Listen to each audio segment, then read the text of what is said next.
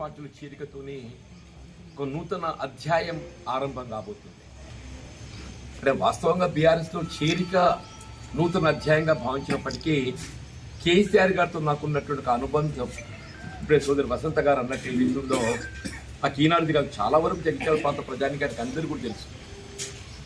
నేను ప్రజా జీవితంలోకి రాక ముందు నుండి కూడా వాస్తవ వ్యక్తిగతంగా కుటుంబ పరంగా కూడా పరిచయం ఉన్నటువంటి ఒక వ్యక్తిని.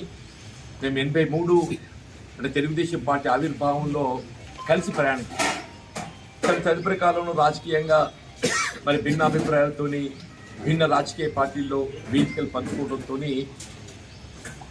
భావాలు ఒకటైనా కానీ భిన్న వేదికల్లో కొనసాగడం జరిగింది. తెలంగాణ రాష్ట్ర ఏర్పాటు ఉద్యమ రథసారథిగా ఏదైతుందో వారు ఏదైతే ఉద్యమం చేపట్టబడడం జరిగిందో వాస్తవంగా నాడు యావత్ తెలంగాణ ప్రజానీకం వారికి అండగా నిలిచింది. 2006-8లో నేను వారికి ప్రత్యర్థిగా ఎన్నికల్లో పోటీ చేయడం జరిగింది. కానీ ఏదైతుందో అది ఒక రాజకీయ పార్టీ ప్రతినిధిగా పోటీ చేయడం జరిగింది. అంతే తప్ప ఏదైతుందో వారి పట్ల కానీ లేక తెలంగాణ అంశం పట్ల కానీ భిన్న అభిప్రాయంతో కాదు. వారు కూడా ఎప్పుడు చెప్తుంటారు వాళ్ళ జీవన్ రెడ్డి గారితో నాకు ఉన్నటువంటి అనుబంధం ఏదైతుందో ఇది రాజకీయాలకు అతీతంగా ఉన్నటువంటి అనుబంధం.